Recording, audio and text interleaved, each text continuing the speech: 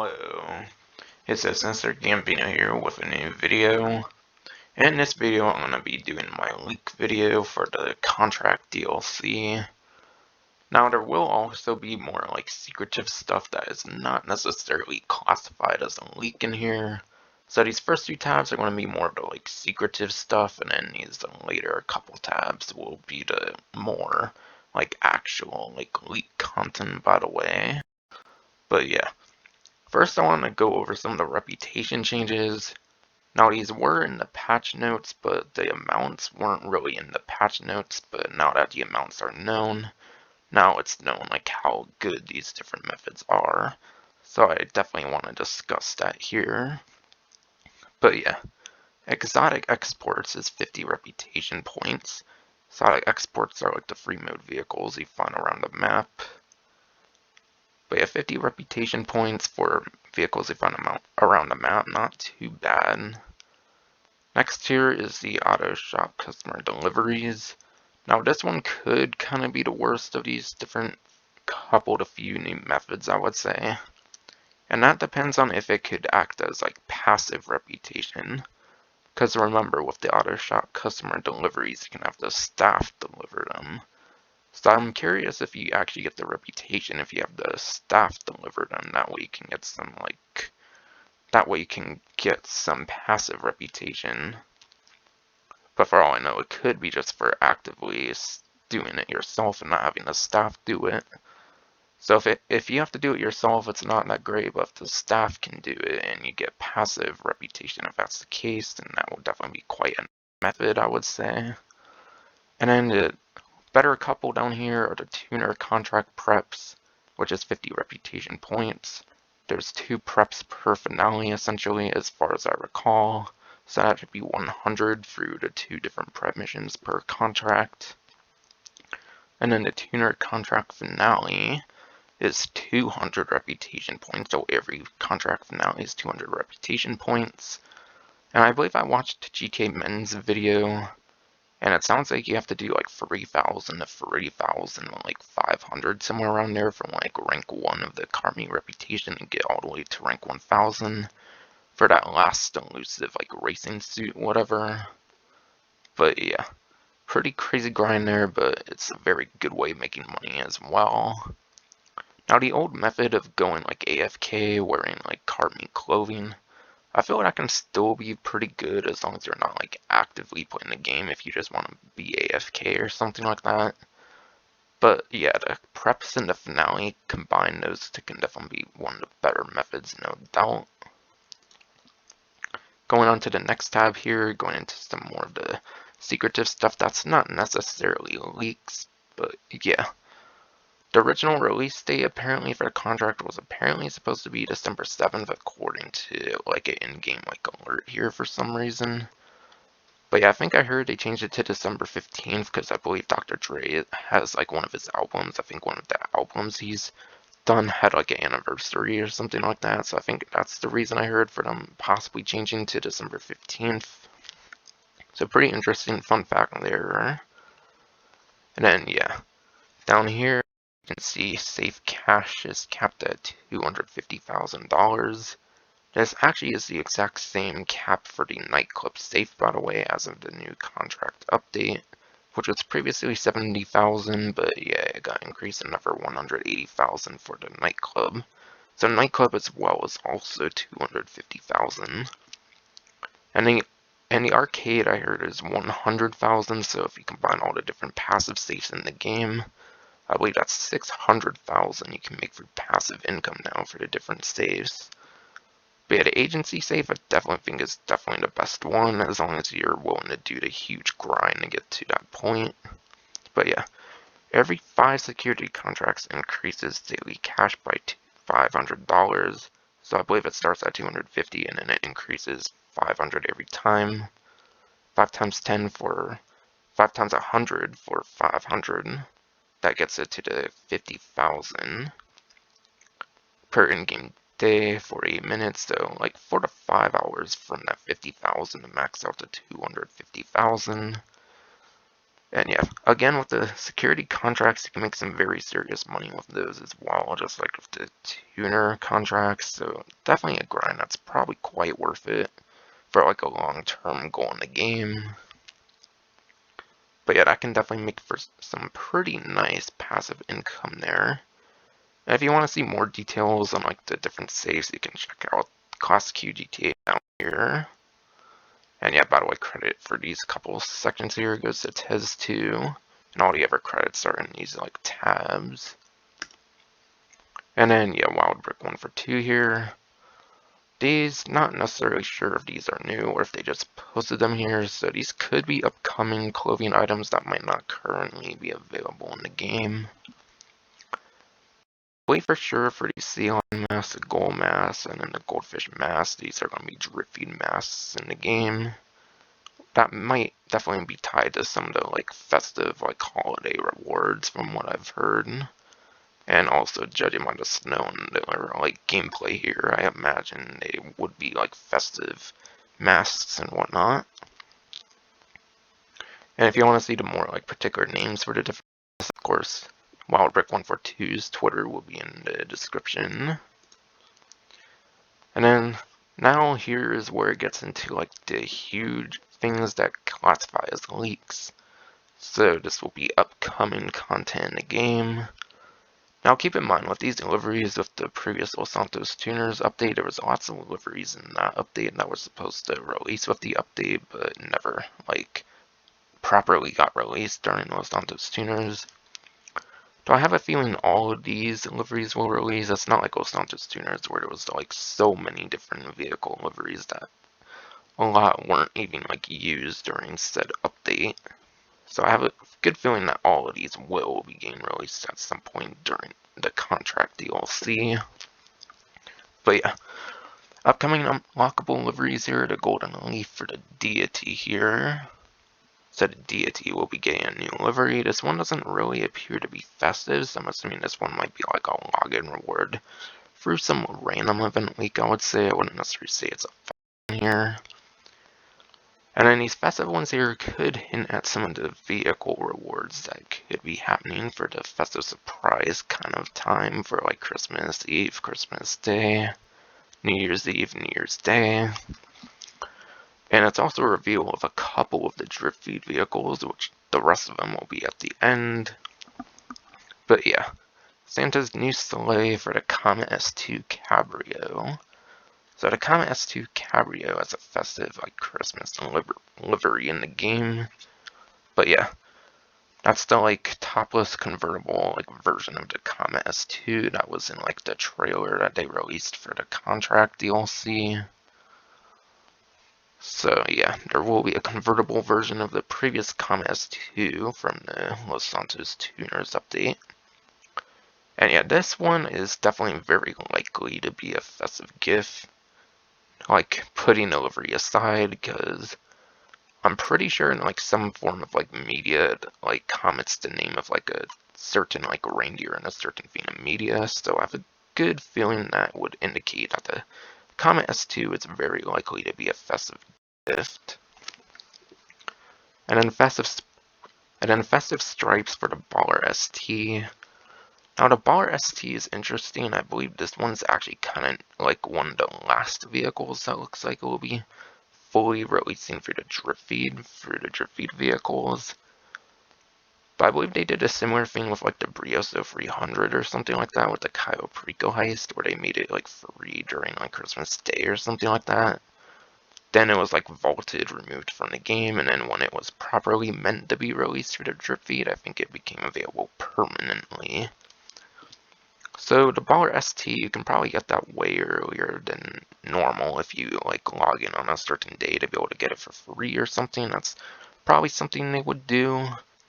But if you miss out on that, you might have to wait till near the end of the drip feed to be able to actually buy a Baller ST. So that's a little preview of a couple of the drip feed vehicles, as well as a couple upcoming liveries. And then last but not least, I'm going to go over some of the like drip feed stuff here, basically all the drip feed vehicles. But yeah, There's a couple mission exclusive ones here that I kind of want to mention here. There's a Mule 5. This seems to be the 5th Mule in the game, but I think it's a mission exclusive vehicle for like one of the short trips or something. So for the short trips, there's an exclusive version of the Mule, and I think it's like a 5-seater Mule or something like that. But yeah, I think if it was available for purchase, it would have been found in like Warstock or something like that if it were to be an upcoming like vehicle. But it's probably mission exclusive. And it's also the Yuga 4 here, which is basically known as the Yuga Custom as far as I know, which has the LD organic delivery on there and like low rider kind of tires as well. I think I saw someone like modifying this or something on YouTube, and it only had like 12 customization options, and it's only like bare bones stuff like armor, brakes, engine, turbo transmission, stuff like that. So I have a feeling that this one won't be ownable as cool as it is. It's like a cross of the regular Yuga, maybe the Yuga Classic, and then like the Tornado. It's like those two like vehicles had like a child or something, essentially. But unfortunately, as cool as this vehicle looks, it doesn't seem it's going to be available for purchase. And then going into the drip feed vehicles here, I actually ended up being able to find the like website picture for the two websites on Twitter here. But yeah, Legendary Motorsports will have 5 vehicles, and then Severn San Andreas will have 3. But yeah, first here is the Överflöd Zeno, whatever. It's the one supercar in the update that's for the drip feed, and it's actually going to be the most expensive vehicle and probably one of the very first vehicles that will be released. But it's $2,820,000. And by the way, obviously I know like it's in a different language on top here, but it's pretty much all the same apart from a couple things I'm wording up on the top here. So this all should be very accurate still. But yeah, it's the one drip feed supercar and probably the most expensive drip feed vehicle of the update. And next here is the Pfister Comet S2 Cabrio, almost $1.8 million here.